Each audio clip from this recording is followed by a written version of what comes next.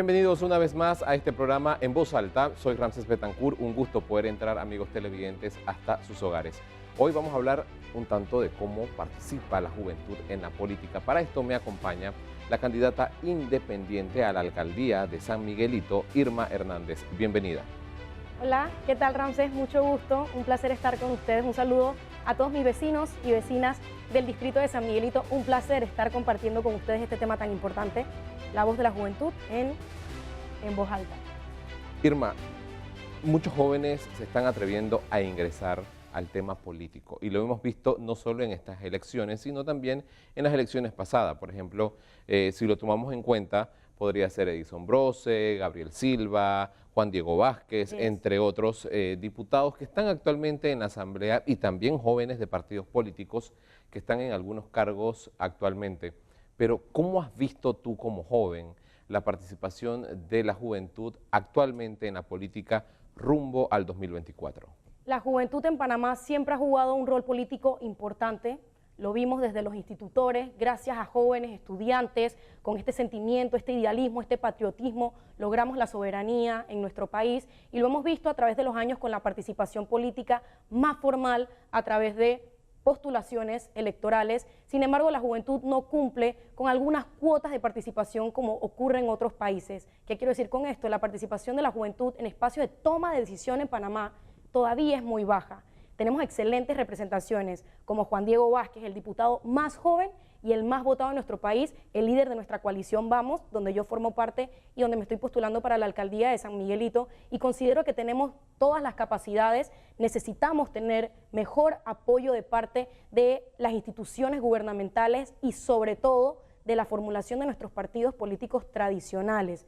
La juventud está malinterpretada dentro de la política. Estamos acostumbrados a ver quién es el mejor cantante que le ponemos al joven, o a batir banderas, o a hacer caminatas, organizar eventos, que somos muy buenos y enérgicos como jóvenes para hacerlo, pero también necesitamos tener espacios en la toma de decisiones. Y los partidos deberían tener este relevo generacional que trae vitalidad, que trae nuevas ideas, que trae nuevas propuestas y que al final necesita Panamá para seguir desarrollándose.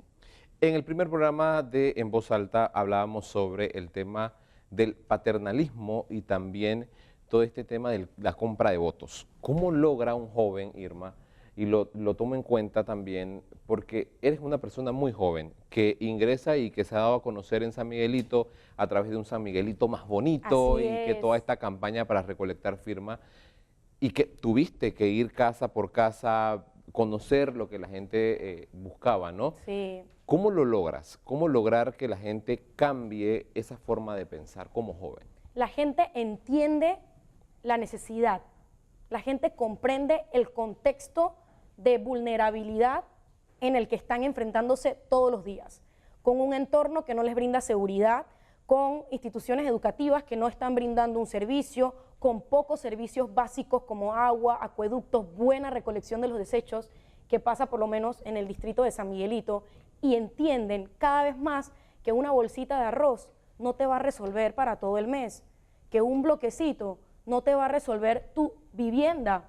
Entonces, lo que necesitamos es seguir llegándole a la gente con más información, con más alternativas, con más propuestas, para que sepan que esa persona que te está obligando a formar una fila afuera de un consejo municipal todos los martes a las 9 de la mañana para darte $5, $10, realmente te está humillando y no está haciendo ningún beneficio a largo plazo ni para tu vida, ni para el bienestar del futuro del país, ni para el bienestar de nuestras familias y nuestros hijos. Una autoridad debe garantizarte, sentirte seguro, que tu calle esté en orden, que puedas caminar en tu acera, que tengas agua, que te recojan por lo menos el desecho y el residuo que estás produciendo en tu hogar, y eso hoy no lo tenemos.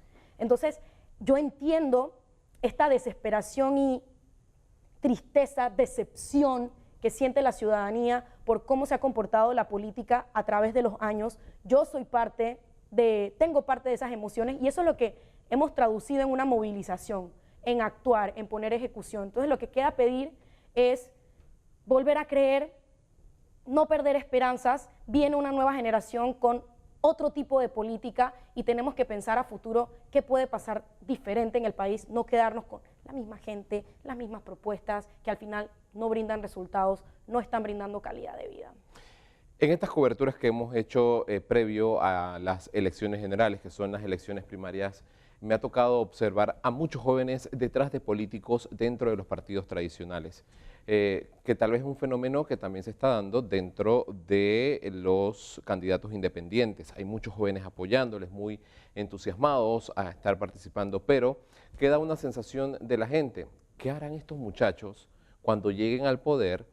Si cuando yo estaba con algún candidato que me daba los $5, como tú dices, me lo va a quitar, ¿realmente se puede hacer que un candidato independiente pueda llegar a un puesto como una alcaldía, tal vez a una junta comunal? Claro, representantes. ¿Podría llegar esto a pasar? Claro que sí, ya lo hemos visto. Juan Diego Vázquez es el ejemplo vivo. Nosotros empezamos una campaña política, yo formé parte de ese caminar hermoso en el distrito con él, viendo esta realidad de qué me vas a dar, qué hay para mí. Si no hay nada para mí, de repente no hay esa reciprocidad o ese apoyo, pero sorpresivamente, y nosotros esperábamos tener una victoria porque uno siempre tiene que tener esa esperanza, esa expectativa, con lo mínimo para lograr ganar, ganamos con 3 veces esa cantidad. El diputado más votado de todo el país. Eso es una respuesta clara de que la gente comprende, entiende que necesitamos un liderazgo nuevo y que ese liderazgo tiene que venir acompañado de ideas, de contundencia. Si va un rol a la asamblea, de crítica, de señalamiento, de búsqueda de rendición de cuentas, porque hay que tomar decisiones sobre presupuestos, autoridades que hay que nombrar y no nombrar, necesitamos líderes con opiniones. Y eso es lo que pudieron encontrar en alguien como Juan Diego, que es el líder y el ejemplo que tenemos que tener las nuevas generaciones, sobre todo los que estamos acompañando a la coalición Vamos, y que es la garantía.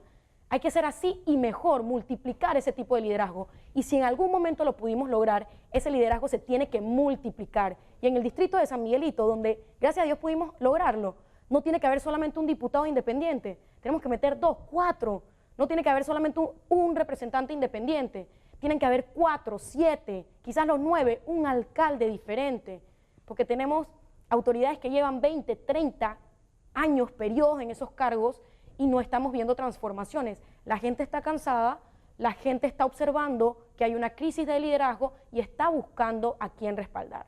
Esta es la respuesta. Voy a eso, Irma. Por ejemplo, en julio pasado se escogió el nuevo presidente de la Asamblea. Juan Diego se postuló para ser candidato a la presidencia de la Asamblea. Sin embargo, solamente votaban los propios independientes. Claro. Nadie de los partidos políticos votaba por Juan Diego. Esto quiere decir que hay, por decirlo así, se dan todos estos matraqueos que tradicionalmente se dan en la Asamblea para poder mantener este status quo dentro de la misma, pero ¿cómo hacer que la gente rompa esto realmente y que la juventud independiente se pueda empoderar y llegar a un puesto de elección popular y puedan hacer cambios necesarios dentro de estas comunidades que realmente necesitan estos cambios desde adentro? Así mismo es. El enfoque que nosotros buscamos con estas candidaturas son a nivel más local.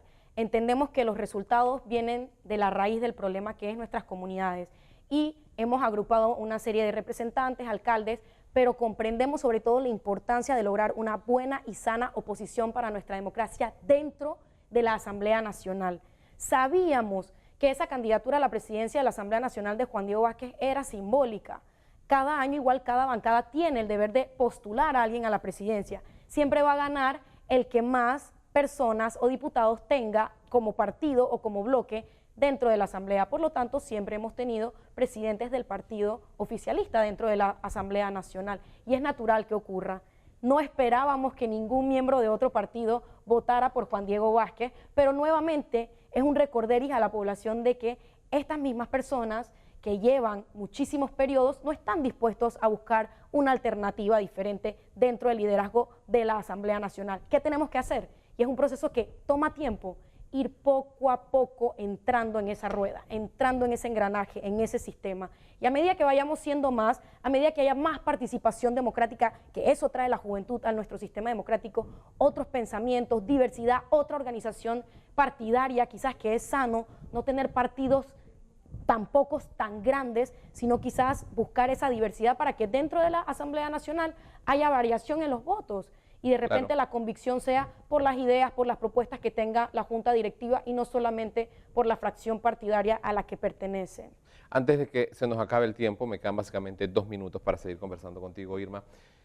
Realidad en San Miguelito, tema de basura, por todos lados hay basura. Tema de falta de espacios públicos, Acabas de decir los dos principales problemas. tema de transporte, tema de agua, tema de violencia.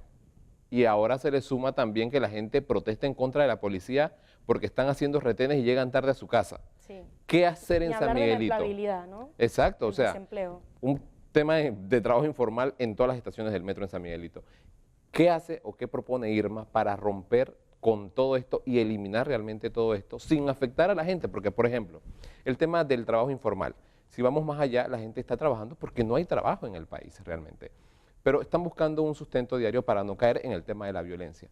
¿Cómo haría Irma poder emplear a estas personas sin caer en ese paternalismo dentro de la alcaldía de San Miguelito? Por supuesto.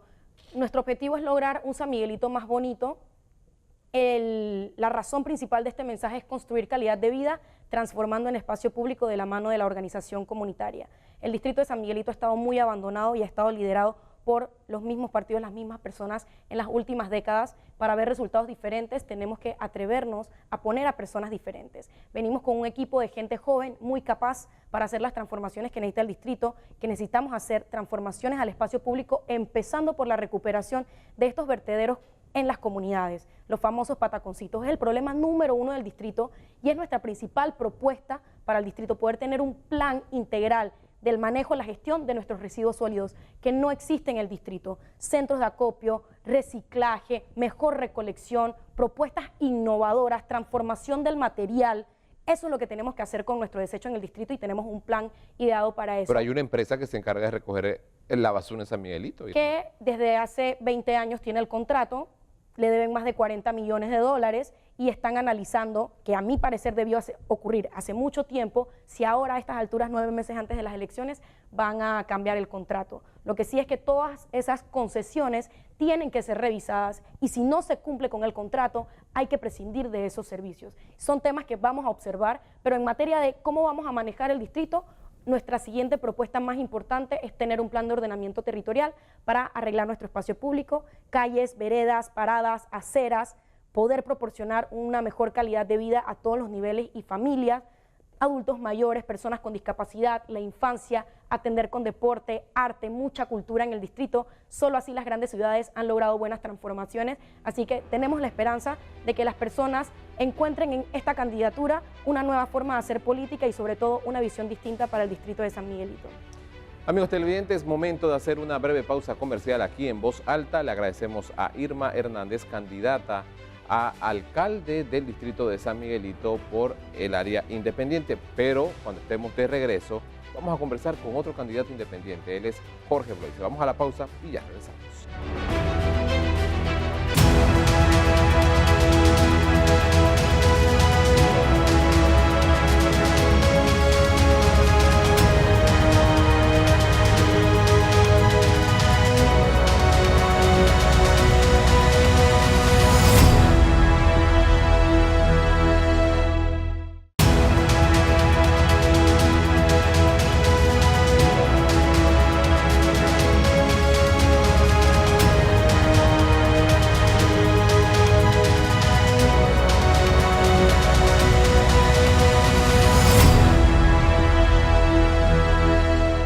Amigos televidentes, gracias por seguir con nosotros en Voz Alta. En estos momentos se encuentra conmigo Jorge Bloise, candidato a diputado independiente. Bienvenido en Voz Alta.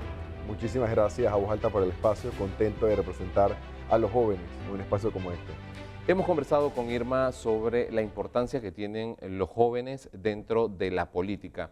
Recuerdo que conversando contigo hace buen tiempo atrás, cuando estabas recolectando firmas, al inicio, hablabas todo el tema de la dificultad que tenían los jóvenes, y que son muchos jóvenes independientes. Sí. Recuerdo que te conocí junto con otra candidata, con Samantha, en Cinta Costera recolectando firmas, y les consulté yo, ¿cómo están haciendo ustedes todo esto? Sí. Jorge, ¿cómo lograron llegar a ser candidatos independientes, tomando en cuenta esa forma reacia que tiene la ciudadanía y ese poco empatismo que también tiene la ciudadanía con los jóvenes. Sí, realmente fue un camino muy difícil, pero logramos el objetivo principal, que era ser candidatos y lograr entrar a la papeleta. Y eso fue con un esfuerzo y un trabajo importante. Para los jóvenes también se nos complica adicional, porque tenemos que seguir con las obligaciones de educación, de trabajo, los compromisos personales, académicos, personales que tiene cada uno, pero sacábamos cada tarde, cada noche para ir a buscar esas firmas. Y a pesar de que sí había una lejanía con el proceso, porque correspondía que las personas te dieran su cédula, la foto, un video, no era algo tan fácil dar la firma de respaldo. Nosotros logramos obtener como lista en el Circuito 84 más de 15.000 firmas de apoyo, y todos los candidatos a diputados independientes del Circuito 84 logramos cerca del 68% de las firmas del padrón electoral. Entonces, a pesar de que era muy difícil, sí tengo que reconocer que al menos en esta área, en el Circuito 84, San Francisco, Parque Lefebvre, Riabajo, Don Bosco y Juan Díaz, tenemos ciudadanos comprometidos en apostar por nuevas figuras independientes. Candidatura independiente en un área bastante compleja, San Francisco, Río Abajo, Parque Lefebvre, y que son personas, en su mayoría, por ejemplo, en Río Abajo y Parque Lefebvre, son personas bastante mayores. Correcto. Y que están acostumbradas a los políticos de siempre. ¿Cómo has llegado a este público o a esta población que ya está acostumbrada a sus políticos del PRD, panameñismo, Cambio Democrático, realizando meta? ¿Cómo lo logras? Claro, con propuestas. Realmente el camino ha sido llevar las mejores propuestas. Hace unos días me reunía con una persona con mucho conocimiento en el tema político y me hacía la misma pregunta. Y le decía al final mi enfoque estos meses de que estoy estudiando el padrón, estoy agradeciendo a los que me firmaron, estoy volviendo a caminar para reconectar con la ciudadanía, con las comunidades, haciendo actividades. Lo más importante, y todos los días le dedico un tiempo a eso, es a tener las mejores propuestas. Y eso es lo que yo me quiero llevar. Sin importar lo que pase el 5 de mayo, yo sí quisiera que mis propuestas queden para que inclusive otros diputados la llevaran a la Asamblea Nacional. Estoy seguro que con el favor de Dios voy a poder llevarlas yo, pero yo sí quiero que haya un ambiente de poner de moda las propuestas reales, concretas, precisas, propuestas que tengan conciencia de lo que está pasando a nivel nacional, y de que no llevemos a la Asamblea de Diputados para que propongan la ley del Día del Almojábano o la ley del sombrero típico, que no es por desmeritar estos esfuerzos, pero creo que con todos los problemas que tenemos hoy día como país, la Asamblea tiene que tener un norte muy claro hacia dónde debe llevar las leyes y hacia dónde debe llevar inclusive estas iniciativas que se llevan o estos contratos que se llevan a la Asamblea, cuáles son los mejores intereses realmente para el país. Propuestas que en ocasiones los 4 diputados independientes, porque eran 5, uno se fue a un colectivo político, han intentado hacer. Sin embargo, no tienen la aprobación de los demás diputados. ¿Cómo lograr entrarle también a los diputados que están en la Asamblea Nacional y que van a posiblemente repetir con todos estos cambios que quieren hacer, de que ya no sean residuos, sino que sean 2 o 3 o 4 residuos, y al final vamos a quedar metiendo un montón de residuos en la Asamblea? Pero ¿cómo lograr realmente hacer cambiar también a estos diputados que están en la Asamblea Nacional? Mira, yo creo que el trabajo que ha empezado Juan Diego y Gabriel han logrado abrir camino a los que venimos en esta generación nueva de jóvenes y adultos también, porque en la coalición tenemos también personas ya que superan la edad de número como joven, pero que tienen también muchas ganas de hacer las cosas bien. Y al final ellos nos han dicho que el trabajo más importante que hay que hacer es obviamente de regar las buenas propuestas entre las diferentes bancadas, y de que ellos han logrado, si bien es cierto, no han logrado hacer una reforma educativa como se planteó en un inicio, no han logrado pasar la ley del reglamento interno de la Asamblea y algunos otros proyectos que nosotros nos hemos comprometido a asumir. Ellos han podido hacer proyectos como la declaración de conflicto de interés, que fue una ley del diputado Gabriel Silva, y el diputado Juan Diego Vázquez ha también logrado leyes importantes para la protección del medio ambiente. Y yo creo que, si bien es cierto, no se logra ese primer objetivo que tal vez tiene uno cuando llega a la Asamblea, el segundo pilar más importante que tiene dentro de las funciones del diputado es fiscalizar. Y creo que ahí es donde ellos han hecho el mejor trabajo y donde nosotros, y yo por ejemplo que he caminado todo el circuito, me encuentro muchos ciudadanos de que antes no sabía qué pasaba en la Asamblea, hoy día estoy pendiente de qué pasa, qué discusión hay y qué posición tuvo el diputado Juan Diego, porque reconocen en Juan Diego tal vez una de las pocas figuras, por no decir la única, que hace esa fiscalización necesaria, que hace ese enfrentamiento con argumentos de lo que tienen que responder todas las autoridades, porque al final en la Asamblea no importa qué presidente tengamos, se debe en gran parte por las decisiones políticas o politiqueras, que es el término que vamos a usar porque la política es buena, pero muchas veces vemos en este escenario actual un presidente que se debe a una Asamblea tal vez que utiliza esas herramientas que tiene como la aprobación del presupuesto, la rectificación de los nombramientos del Contralor, de los magistrados de la Corte y demás, para hacer esa negociación para sus intereses y no para los intereses del país. Pero ese ejemplo de no solamente, a pesar de que no cuentes con la mayoría, proponer buenas leyes, algunas de ellas pasarlas con ese cabildeo y con argumentos claros, y ese rol de fiscalización es el que estamos asumiendo todos en este preciso momento para las nuevas candidaturas. Propuestas que tiene actualmente Jorge Bloise en mente si llegara a la Asamblea Nacional. Mira, mi principal pilar, y porque como joven creo que es uno de los principales problemas que tenemos, que nos corta muchas oportunidades, es la educación. Yo vengo de una familia de maestros, todo lo que tengo y he logrado hacer es gracias a la educación, y tengo un norte muy claro de poder lograr cambiar el sistema educativo panameño.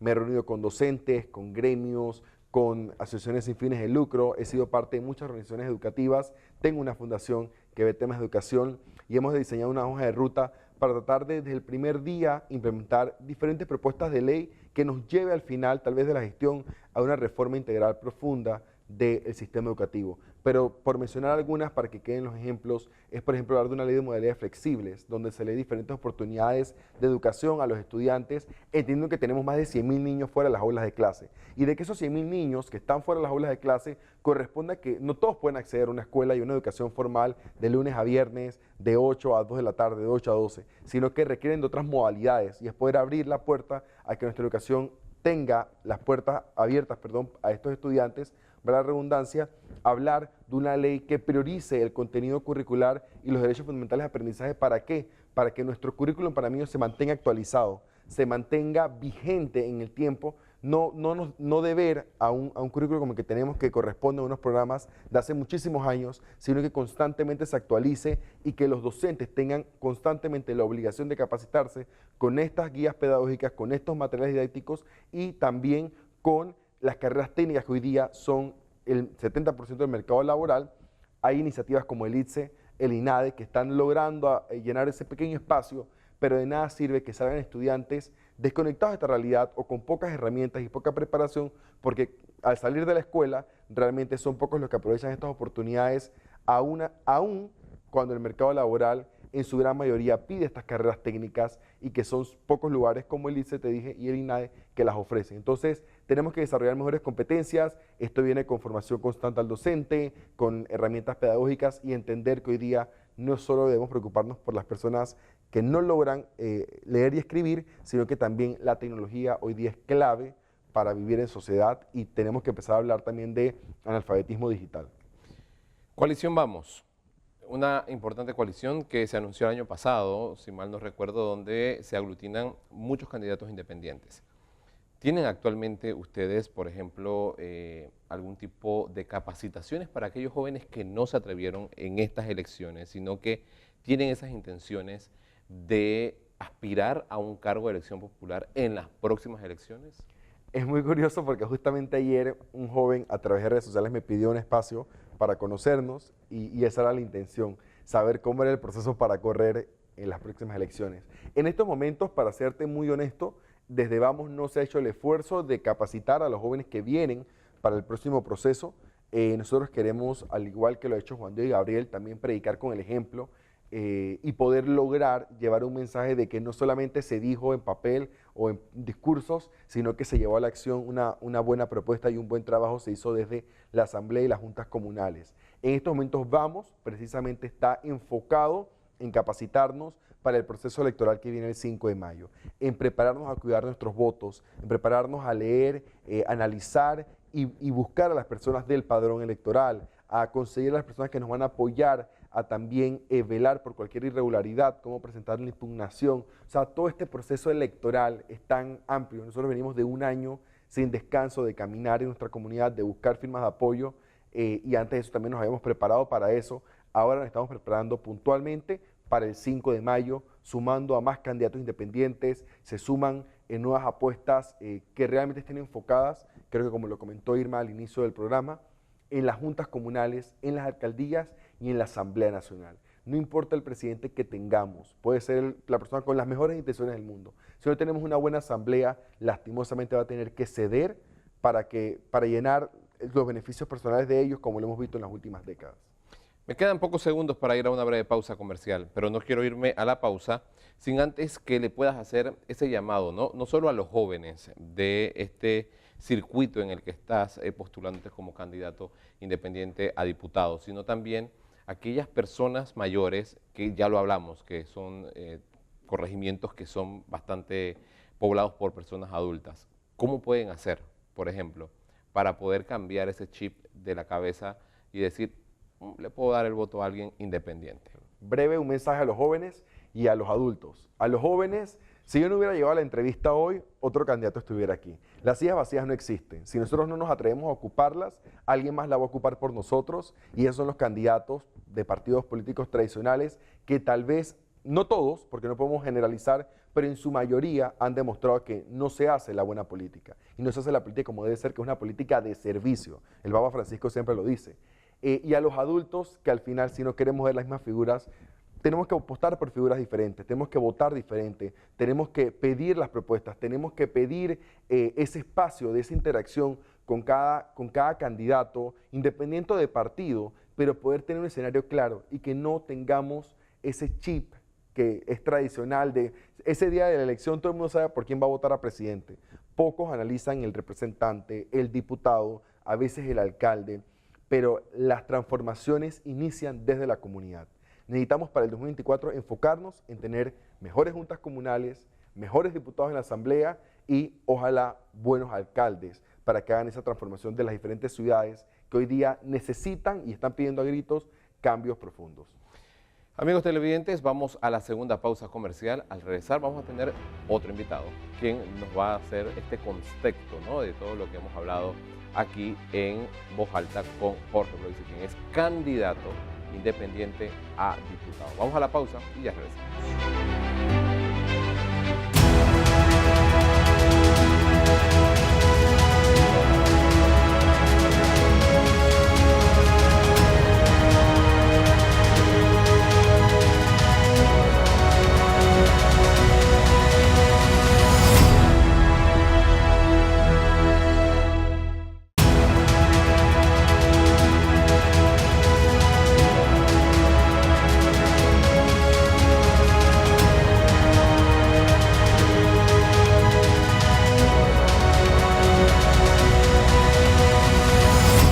Gracias por seguir con nosotros aquí en Voz Alta, amigos televidentes. Ahora se encuentra conmigo Roberto Pinot, quien es catedrático e investigador en Sociología de la Universidad de Panamá. Profesor, bienvenido.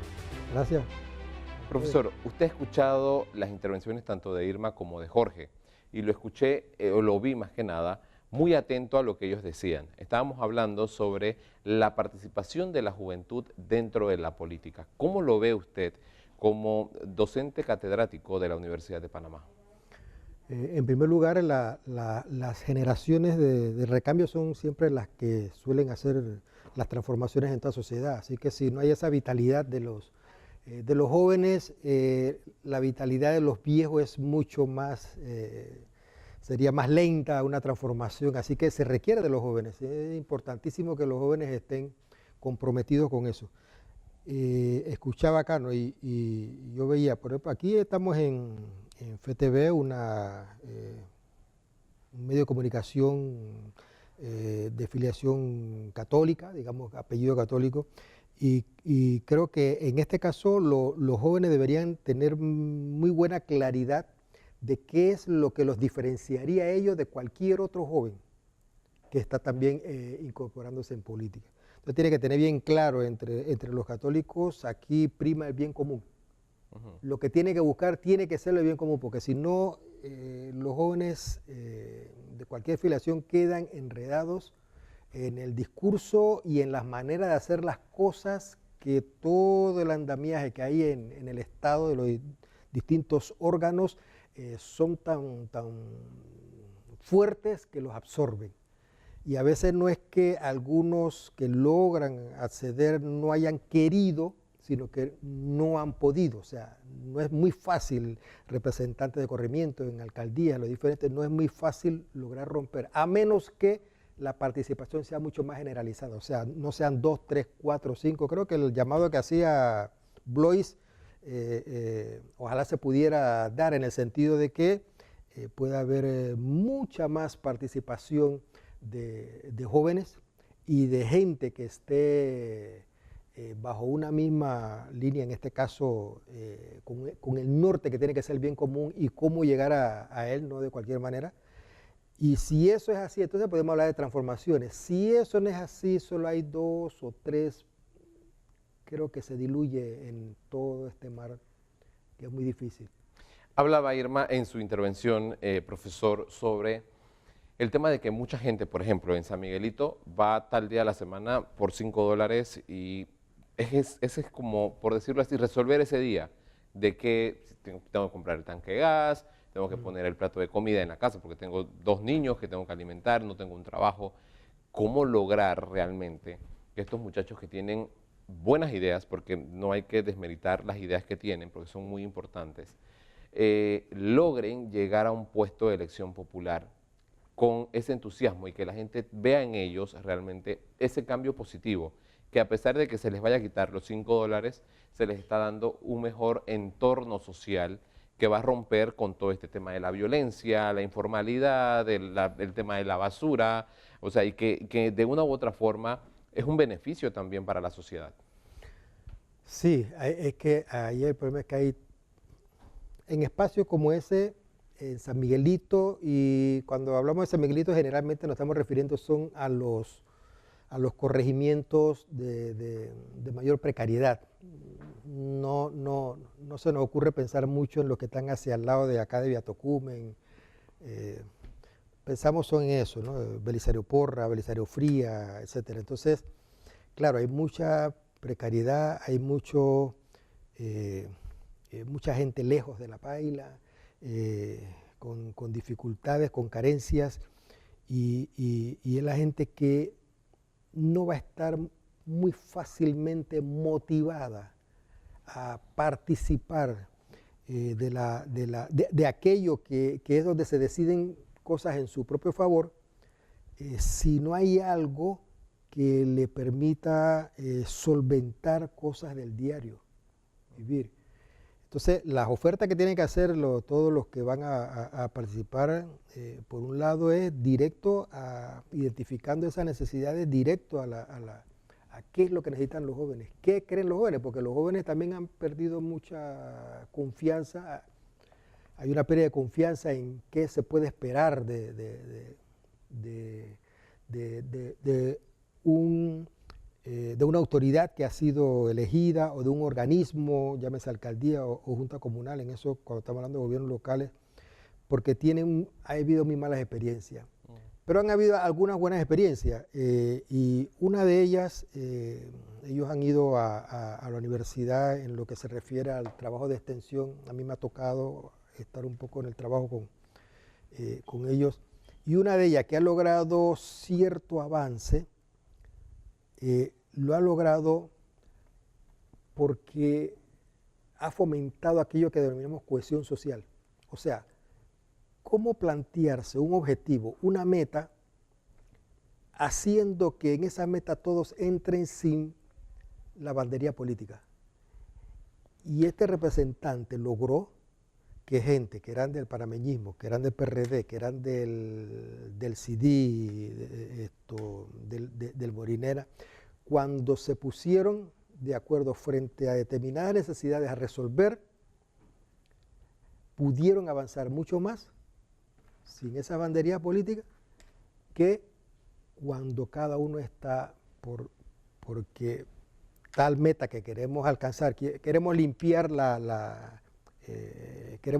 queremos reciclar, está muy bien, pero cuando lo haces no involucrando a todas las partes, o sea, hacerlo de manera participativa, en planificación le llamamos planificación participativa, o sea, vas involucrando desde el diagnóstico, desde la gestión, en la ejecución, vas involucrando los diferentes sectores y las mismas comunidades. Cuando las comunidades comienzan a involucrarse y tú pones eso como un norte al cual todos quisieran realmente alcanzar, las banderías políticas van quedando un poco de lado. ¿Sí? Y pasa el otro asunto, que se sienten comprometidos con eso. Claro. Profesor, ahora, ¿cómo también lograr? Porque hay un fenómeno que se da, y es que, ejemplo, la gente dice, es que la basura no la recogen, es que el servicio del transporte no es bueno, los puestos están dañados y un montón de cosas más. Y lo podemos ver aquí mismo, afuera, en San Miguelito, en la gran estación. Hace unos días un grupo de jóvenes fue, limpió y todo lo demás, pero ya hoy está lleno de basura. ¿Cómo cambiar también esa mentalidad de la gente y que la gente se comprometa también? Que a pesar de que no gane un independiente, que gane, sea un PRD, un Cambio Democrático, un panameñista, lo que sea, porque al final hay que tomar en cuenta también esto, que aunque gane un independiente o alguien de un partido político, la población tiene que poner de su parte. ¿Cómo lograr que también se involucre la ciudadanía y diga, bueno, eso no me molesta, no me afecta, yo sigo tirando la basura donde me da la gana? Claro, es que ahí entramos en un problema que tiene que ver con cultura. Y la cultura, para poderla, o los hábitos sociales que hay, para poder cambiar un hábito, no servirán charlitas. Algunos dicen, bueno, vamos a hacer un ciclo de charlas. Las charlas no sirven para modificar conducta. Tú tienes que hacer todo un trabajo, porque educación no es charla nada más. A veces yo no sé por qué hablan de educación y dicen un ciclo de charla, te vamos a invitar allá a una conferencia. Eso da información, mas no le pega a lo que tiene que ver con cambio de conducta. Entonces, tú te puedes mirar en el espejo hacia atrás. Yo recuerdo que cuando uno pasaba el límite, que entraba a la zona del canal, tú te guardabas, si estabas tomando una chicha, el vaso de la chicha de cartón, te lo guardabas, no lo tiraras por ningún lado. Pero si era al revés, cuando pasaba de allá para acá, lo tiraba, ibas en el bus y lo tiraba ahí en la calle. O sea, ¿por qué esa diferencia? Bueno, inicialmente porque había una gran sanción. ¿Sí?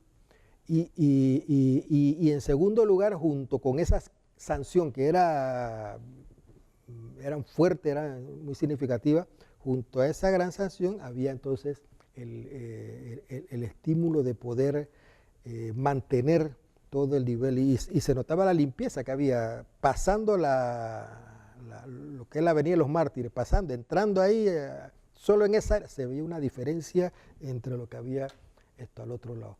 Entonces era una cultura así como que era una especie de cultura bipolar que teníamos, pero era porque acá ni habían sanciones, o estaba solo en la letra de cualquier ley o decreto, pero no se aplicaba, ni se fomentaba la importancia y la razón de ser de por qué eso estaba también, debería estar también con cierta higiene, ¿no? Entonces, creo que por ahí... Profesor, antes de que se me acabe el tiempo, muchos jóvenes van a participar por primera vez en estas elecciones como votantes. Ellos están escuchando las propuestas de tanto partidos políticos como independientes. Y que tal vez muchos de ellos también estén pensando, bueno, es que no hay nada que realmente me llame la atención de los candidatos que están.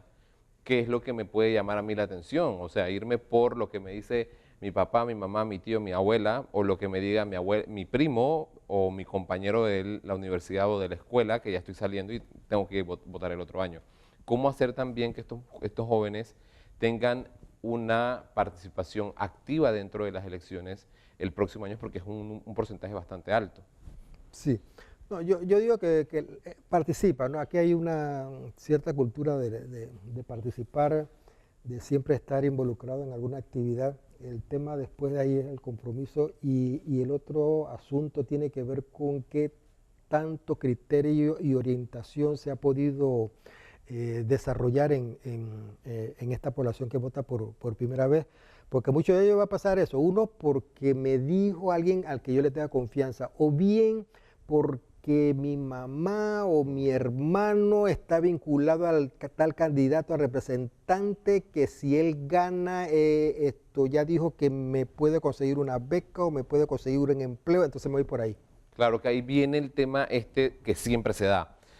Si yo voto, me dan un puesto de trabajo con un buen salario, soy botella, no trabajo y sigo, ¿no? Dice que hay una frase que es muy presente entre los diputados, ¿no? Cuando viene una ley o algo, dicen, ¿qué hay para mí? Ese ¿qué hay para mí? Es algo que no solamente es de patrimonio de la Asamblea, o sea, se ha ido generalizando, ¿no? Claro. Entonces, voto por ti, pero ¿y qué hay para mí? Entonces, eso va a estar muy presente en las votaciones, sobre todo entre los jóvenes, ¿no? Cuando ellos vean cómo se pueden ver reflejados en su beneficio en votar por tal o cual candidato o candidata. Amigos televidentes, le agradecemos a Roberto Pinock, catedrático e investigador en Sociología de la Universidad de Panamá, por estar con nosotros aquí en Voz Alta, y le agradecemos a usted también por su sintonía. Así hemos llegado a la parte final, será hasta la próxima.